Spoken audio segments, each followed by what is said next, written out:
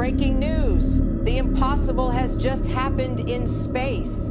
Scientists around the world are in shock after detecting strange pulse waves coming directly from the mysterious object 3I Atlas, an interstellar body that seems to defy every known law of physics. These transmissions are being emitted at 1,420 megahertzes, the same frequency used by SETI to search for extraterrestrial life. Coincidence? Highly unlikely. The pulses follow a mysterious sequence: 8, 13, 8, 5, 13, 8, and no one can explain what it means. And now, 3I Atlas has just become brighter and bluer than the sun itself. When it reached perihelion on October 29, it suddenly changed color, releasing high-energy particles as if something was awakening. NASA astronomers and even Harvard astrophysicist Avi Loeb have confirmed it. The object is transforming. What once seemed like just a comet now glows with an intense blue light, reflecting.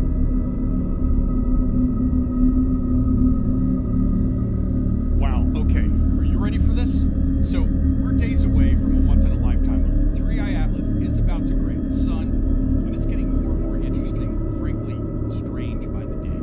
Let's go through what's verified, what's speculation, and why everyone is watching 3I Atlas so closely right now. So, as of October 23rd, 3I Atlas is about 360 million kilometers from Earth. It's currently passing through Virgo, and it's headed for its closest point to the sun around October 29th. It will be just inside of Mars's orbit. ESA's ExoMars and Mars Express, these orbiters have captured the object earlier this month. It was a faint white blur surrounded by a glowing coma. Telescopes like Gemini South have confirmed it's slowly forming a tail, but it's still super faint because it's so far.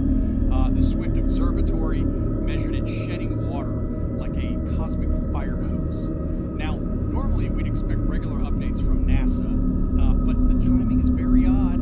So while ESA and independent astronomers have been posting, NASA stayed mostly quiet, which obviously sparks speculation. But the internet has been busy. Let's start with the creator that goes by Dobsonian Power. So he's been tracking and covering 3I Atlas and has just captured it through a solar telescope. Now, after the images were enhanced, the supposed streak of light, it resolved into something.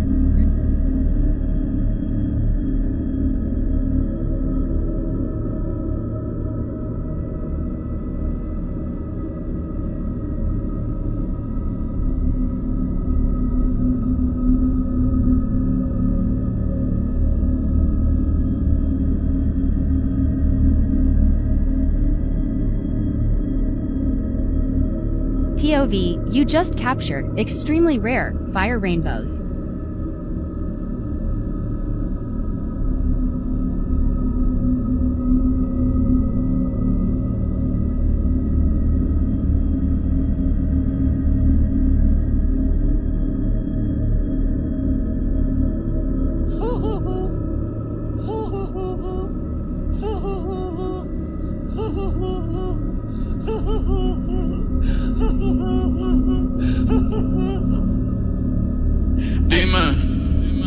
Dime, esto es lo que tú querías. Yo soy fino, esto es trap de galería. Tú eres un charro, Rocky de aquí, una porquería. Yo un campeón, Rocky Marciano, Rocky Balboa, Rocky Balbía. Tengo la ruta, tengo la vía, sí, tengo la vía. Los gastos de noche facturo todo el día. Tanta plata que me gusta que me chapen.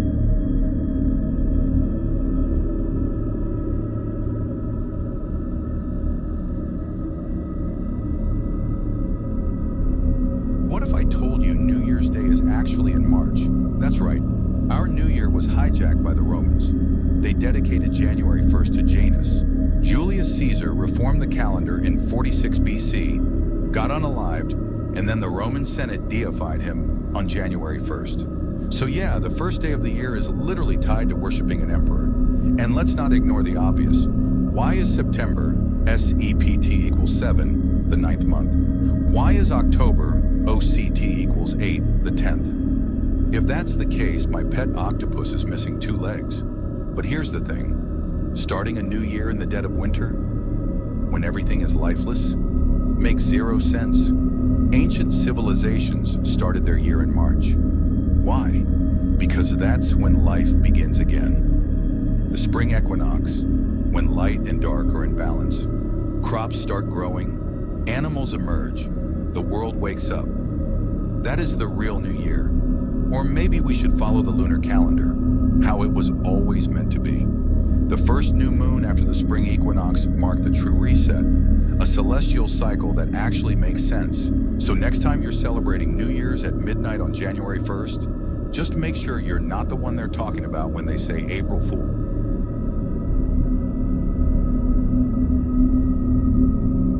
Ever wonder why none of us have removable phone batteries anymore? It's not about water resistance, it's not about slimmer designs, it's about control, and they took it without asking. Back then, you could pop out your battery, swap in a fresh one, and boom, back to 100%. No waiting, no power banks. Now, that's gone. They say it's about money, but wouldn't they make more selling backup batteries? No, because this was never about money. It was about power, yours, and how they could take it away. Your battery was the only thing you controlled. When it was removable, you could truly turn off your phone. Now, you hit the power button and it's still listening. How else does it turn itself on for an alarm? In airplane mode? That's like trusting incognito mode to hide from the CIA. You really think it stops tracking? And here's where it gets creepy. Every single phone company made this change at the exact same time. No exceptions, no competition. Like they all got the same memo overnight. And nobody questioned it. We just accepted it. Like sheep, told ourselves it was just better technology. But ask yourself, when you stare into that tiny black camera lens, who's really on the other end?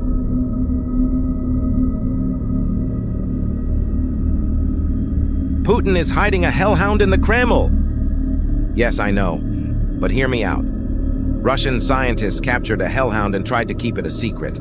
Last November, an explorer found something the world will never forget. Ivan Kozlov was an urban explorer from Moscow. He had heard about an old KGB research center that was closed down in 1980 and decided to go and find it. What he uncovered that day, he'll never forget.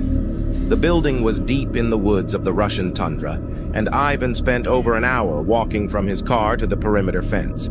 He quickly hopped the fence and continued towards the ruins of the research center. As he approached the building, he noticed tons of satanic symbols carved into the walls. He ignored them and continued through the front door of the facility. He searched through the building until he reached the stairs to the basement. Ivan ventured deeper into the facility, not knowing the sinister truth that awaited him. Suddenly, he heard the noise of massive chains and a growling beast. When he turned to look, a massive hellhound, chained to the wall, was staring straight into his soul. He quickly ran out of the building and didn't stop until he reached his car. He uploaded his GoPro footage, and soon the Russian military deleted it. There are rumors that the dog lover Putin sent them to capture the dog, and it's now his favorite comrade.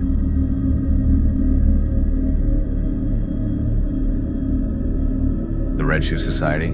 What if I told you the most powerful people in the world wear red shoes for a reason, and it has nothing to do with style?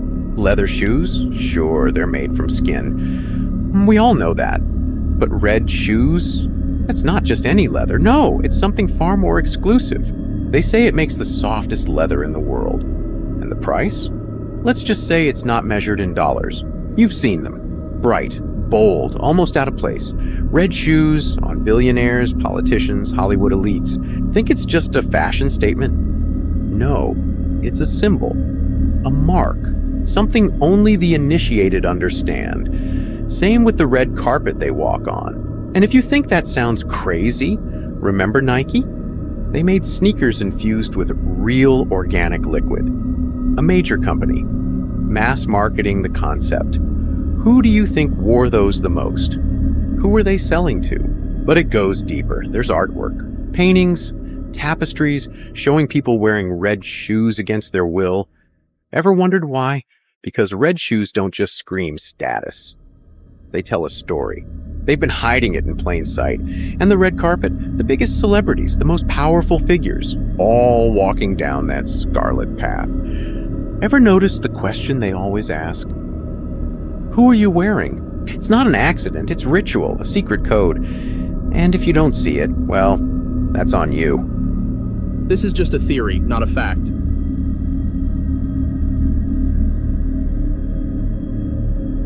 I think last month they found proof. Yeah, they found proof to a story that happened in the Bible. So you ever hear the story of Sodom and Gomorrah? Oh no, I thought it was the Red River. No, it's not that. It's Sodom and Gomorrah.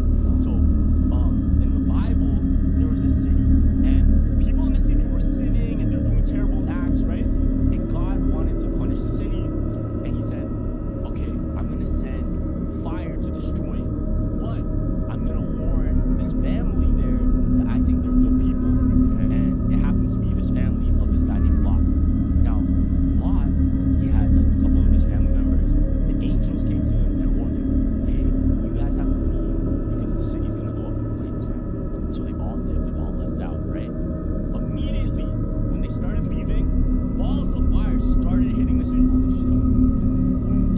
And it started like engulfing the entire city into flames. It was crazy. And it's a real story. That's what happened. Listen. One rule God said to them is you cannot look back.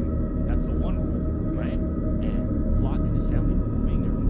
They were getting away from it. But it was so tempting for his wife. She really wanted to see what's happening to the city. So she turned her head and looked out at the city. And she turned into a pillar of salt. What? She turned into a pillar of salt, right? Now check this out. Just recently, they found the pillar of salt.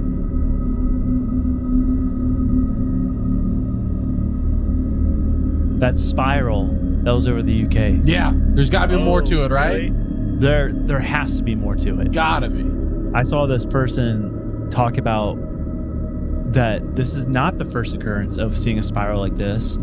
And they documented photos in the sky going back to 1981. Oh, when SpaceX started. Yeah. Whenever they started dropping all their chemicals in the sky. Right. To like make this sense. Yeah, when the fuel freezes and it spins like in a perfect cylinder. Wrong. But then they compared it to old ancient carvings and drawings that look exactly like it. So look at this. So I sent you two pictures. Dude, this is one with like ancient drawings, and two, this person that got all these pictures from images in the sky dating back to 1981. Whoa. Oh my gosh. Looks like your crop circles, Andy. Ayo. That's so cool. Yeah. And then I looked up and like, well, what did they mean? Like, or like who had them in the world, like ancient people? How did the people understand them? Yeah. In every part of the world, everyone has a drawing of a spiral. Okay. And so like, they said like the Neolithic Europe era. So like they said Ireland, 3200 BC, famous triple spiral. They called it a Triskelly, carved into entrance stones, possibly linked to the sun, life cycles, and astral journey. And then Scotland, Malta, and Spain, spirals, megalithic tombs, often pointing inward. Some believe these are symbolic of the journey to the afterlife or altered states of consciousness. And then you have Mesoamerica, so the Mayan and Aztec cultures. The spirals were linked to the wind gods, portals, and time cycles. Oh my gosh. And then you have the Nazca lines in Peru. And there's this giant spiral there, and they debate over what it meant, but a lot of people think that it was like a portal or a astronomical or ritualistic. So people all over the world since early BC era were drawing these symbols that they were seeing in the sky. Yeah. And that didn't have an explanation for it, and we still don't, right? Yeah. I mean, what are the reason they give? They gave just that. There's no confirmation what exactly it was, right? No. And I mean, even SpaceX. I don't know if SpaceX came out and said something, but Europe's just like, yeah, that's what it was. But then the Hopi tribe, Native American, they have a lot of these spirals, and it's a it represents the connection between this world and the spirit world. Wow. That's what their spiral represented. Interesting. Yeah.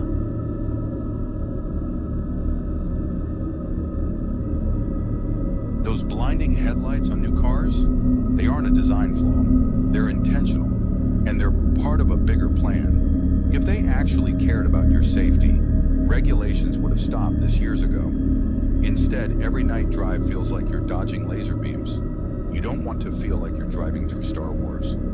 You just want to get home. But now, you can't see for seconds after a car passes. Your vision is seared, and it's not just annoying, it's dangerous. Shouldn't this be illegal? Old school headlights had a soft, warm glow that didn't blind anyone. So why are these new ones allowed? Here's where it gets weird. Older cars can't even upgrade to these new lights. That's illegal. But new cars, they have to come with them. Why? Because it's not about visibility, it's about control. Think about it. These lights make you want to fight back. You're forced into a constant battle for visibility. But maybe that's the point. Maybe they don't want you on the road at all. Because those LED lights, they're not just bright, they're focused, cutting into your retina like a laser. And over time, that adds up, slowly, night after night. You're frying your own eyes just by driving. And here's the kicker. What if this is all deliberate? They don't care about your eyes. They care about pushing AI-driven cars. Smart cars for smart roads in a smart world. Humans, too unpredictable. With AI behind the wheel, there's no glare, no blindness, just full control. So next time you're blinded by one of these new cars, ask yourself, was this really just a design flaw? Or is it part of a bigger plan to make sure we don't belong on the road at all?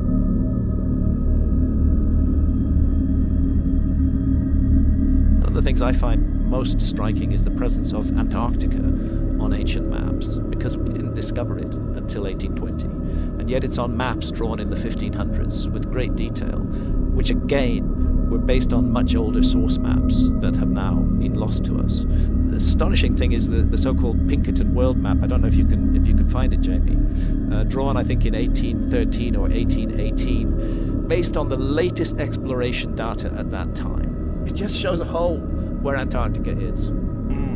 Because it was an honest map. Nobody had found it by then. But if you go back to, for example, the Wolsey-Willer world map drawn in 1530 or thereabouts, you find Antarctica is present. If you can find Wolsey-Willer world map, it would be worth taking a look at. That map shows Antarctica exactly where it should be.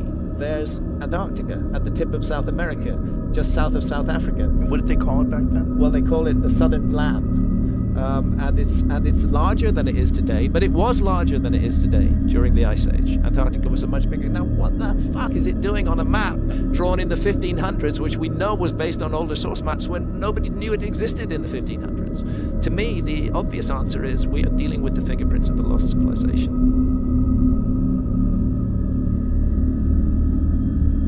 What if I told you Santa Claus isn't who you think he is? You can't spell Santa without Satan. So is he really the devil in disguise?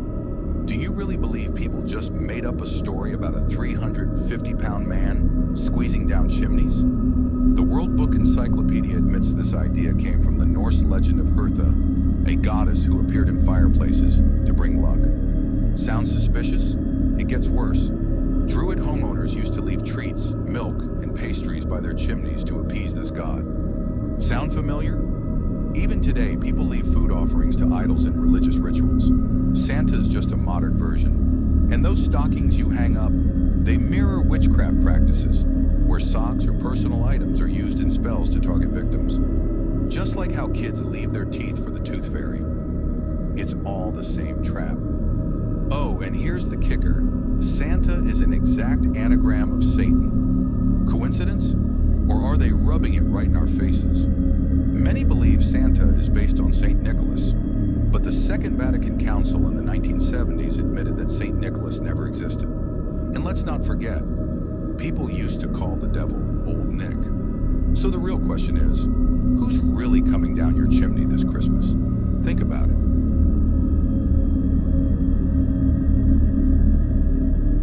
What if I told you every celebrity you've ever known, musicians, actors, politicians, isn't real? They're characters, and Hollywood is way ahead of what they let on. This isn't just makeup or CGI. We're talking full-blown identity fabrication at a level that would melt your brain. Every celebrity, just a role played by an elite group of actors using next-level Hollywood techniques. Think about it. Makeup artists, voice coaches, body doubles, deep fakes. Hollywood's had this tech for decades. They can make anyone look like anyone. What you think is a celebrity's natural appearance? That's a costume. And why? Control. Celebrities shape how we think, what we wear, what we care about. They sell us ideas, lifestyles, distractions, keeping us from real problems. And when their character dies through scandal, old age, or even deletion, the actor just moves to a new role. Ever notice how when one big star fades, another eerily similar one pops up out of nowhere? They never disappeared. They just switched characters. Hollywood has perfected face and voice-changing tech. We're talking micro-implants that shift vocal tone, body suits that alter physical form, even psychological conditioning to make an actor become the character. Entire secret studios exist just to train these elite actors to be multiple celebrities. How some of them look and sound way too alike. Hollywood is hiding something way bigger than we've been told.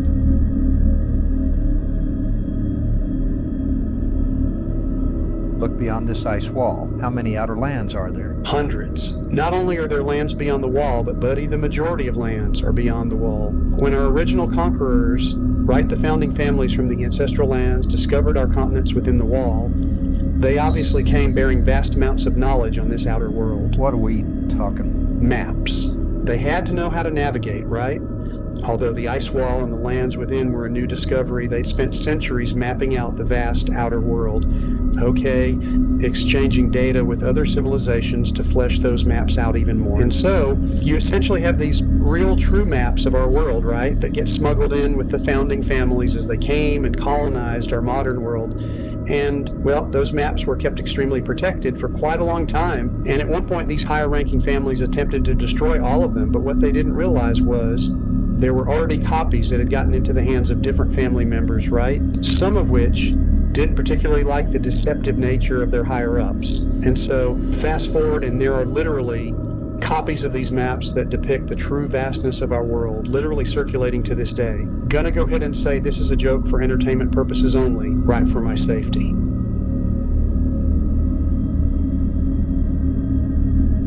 This clip shows a man pointing a laser towards a star-like object in the sky. As he is doing this happens. Take a look.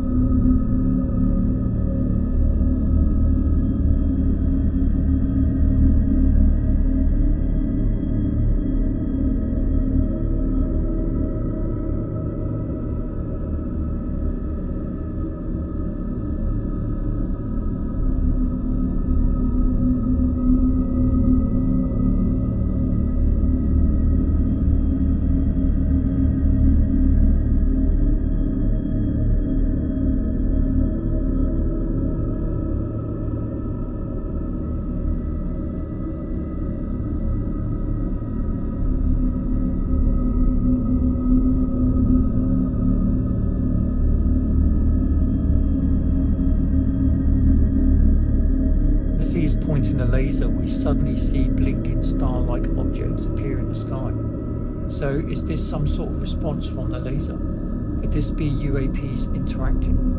Or do you think there is another more down-to-earth explanation? What do you think?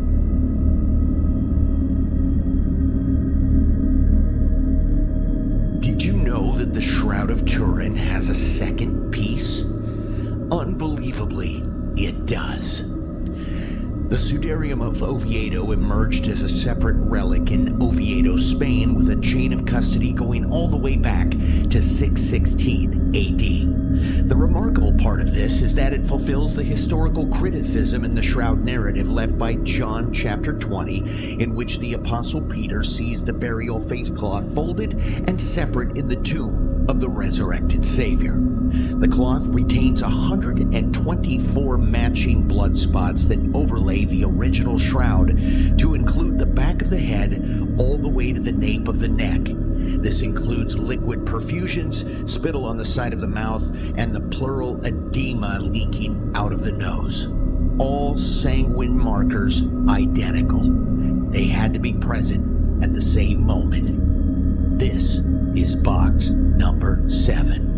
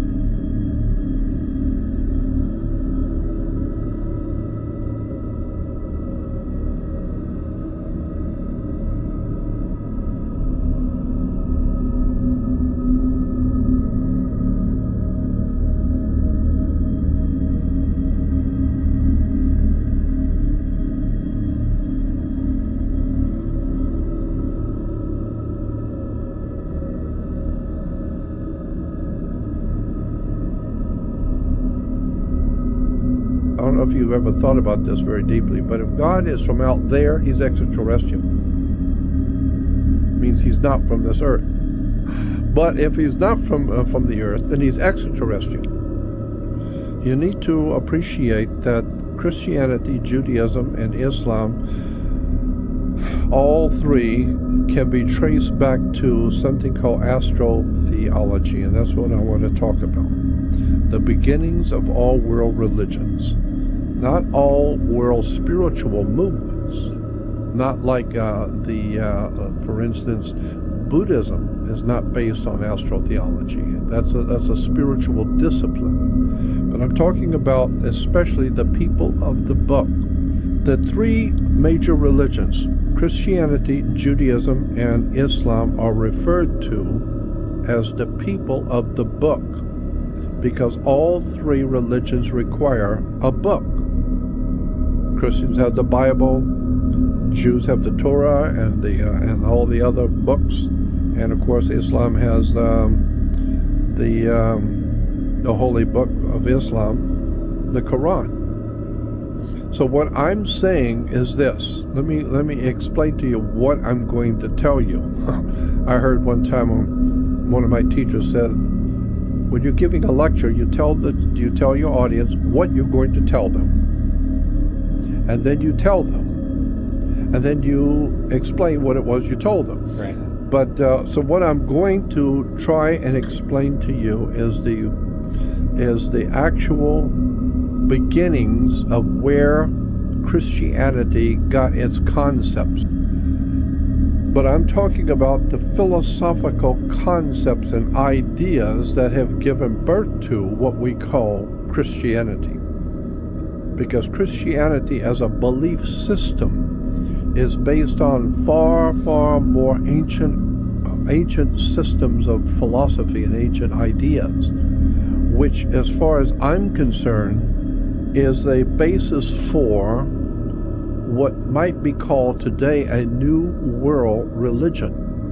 Well, I'm telling you that there is, in fact, a new age religion, which is actually the oldest religion on the face of the earth.